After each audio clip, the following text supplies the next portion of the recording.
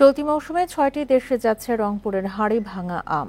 এরই মধ্যে ৩০ কোটি টাকার অর্ডার পেয়েছেন বাগান মালিক ও ব্যবসায়ীরা।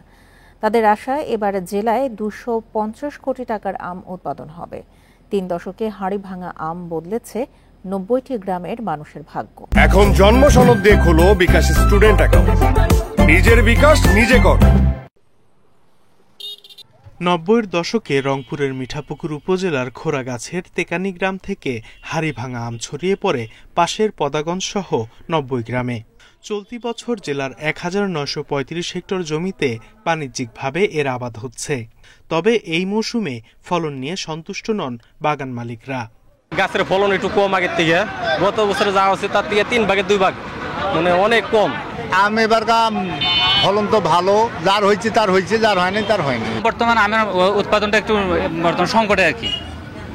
আমের মানে ফলন তো কম, যার কারণে একটু দাম বেশি।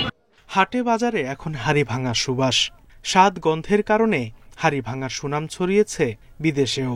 এবার ৩০ কোটি টাকার আম যাচ্ছে ভারত, ভুটান, নেপাল, শ্রীলঙ্কা, সিঙ্গাপুর ও মালয়েশিয়ায়।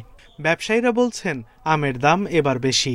প্রতি বছরে এখানে আসি, উদ্বোধনের 2 দিন আগে আমি আসা করি, তবে গতবারের তুলনা 100-200 টাকা বেশি।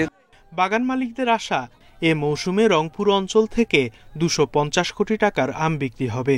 বিপুল এই আম সংরক্ষণে হিমাগার নির্মাণের পরিকল্পনার কথা জানিয়েছেন কৃষিমন্ত্রী। আম বাগান আছে এখানে বৈজ্ঞানিক পদ্ধতিতে আম চাষ এবং রক্ষা করার জন্য যে হিমাগার, অলরেডি একটা হিমাগার আমরা করে ফেলতেছি, দিয়ে দিছি, সেটা মিঠাপুকুরে হচ্ছে।